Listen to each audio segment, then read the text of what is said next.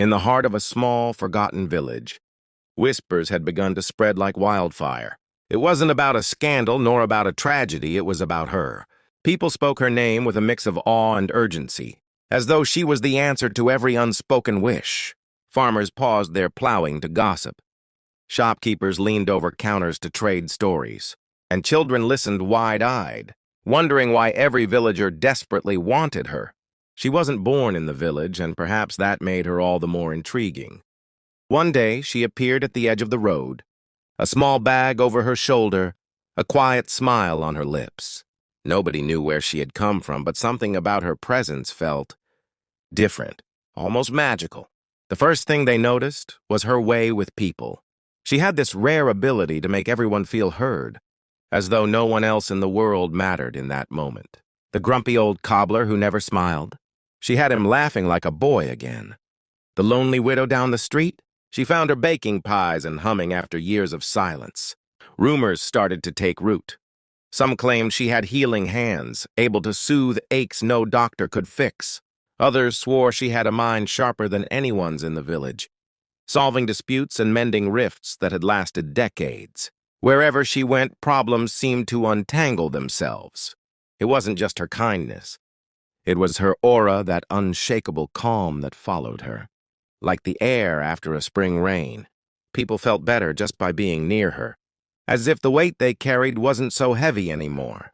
Even the animals seemed drawn to her. Stray dogs followed her down the lanes, and birds perched closer when she spoke. Soon, the village was buzzing with competition. Everyone wanted to be the one she visited first. Invitations piled up: dinners, tea, festivals, and small gatherings. Neighbors who once ignored each other suddenly became friendly, if it meant she might stop by. The men admired her strength. The women admired her grace, and the children adored her stories. She seemed to hold an endless collection of them tales of faraway lands, of courage and heartbreak, of lessons wrapped in laughter. People who had never dreamed before found themselves inspired to chase something new. But behind the admiration, there was a quiet desperation. The villagers weren't just fascinated by her, they needed her. Each of them had something broken, a dream left behind, a relationship in ruins, a wound that time refused to heal, and she somehow made them believe those things could be fixed. She never asked for anything in return. That only deepened the mystery. Who gives so much without taking something back? Some whispered that maybe she was running from her own pain, pouring herself into others so she didn't have to face it. Others believed she was simply born different, a gift to the world. She had awakened something in them that could never be taken away. The cobbler kept smiling, the widow kept baking, the children kept dreaming. They had thought they needed her to feel alive, but now they saw she had left them with the tools to carry on.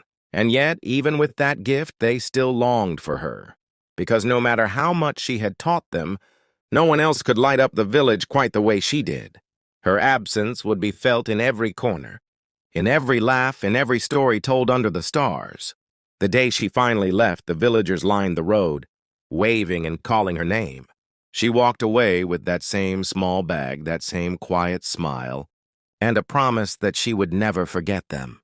As she disappeared beyond the horizon, the village felt both full and empty, full of the life she had breathed into it, and empty of the woman who had made them believe in magic again. And that, perhaps, was why every villager had wanted her so desperately.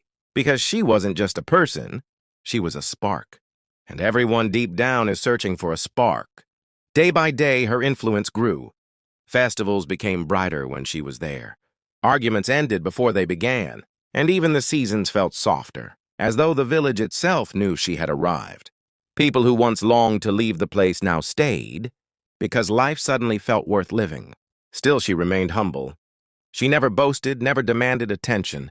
If anything, she seemed almost shy about the way people spoke of her, but the villagers couldn't help it. They were hooked on the change she brought into their lives. One evening, as the sun dipped below the hills, she gathered a small group near the well and told them something none of them expected. She wouldn't be staying forever. Her journey, she said, was far from over. The thought struck fear into their hearts. The idea of losing her was unbearable. From that moment, the desperation became even more intense. People tried to find ways to convince her to stay, offering her land, building her a home, promising her anything she wanted. But she just smiled that knowing smile, as though she had already made peace with her path. The more they tried to keep her, the more they realized what she had truly given them. It wasn't just her presence, it was the belief that they could be better, that they could heal themselves, that life could be beautiful even in a small, forgotten village.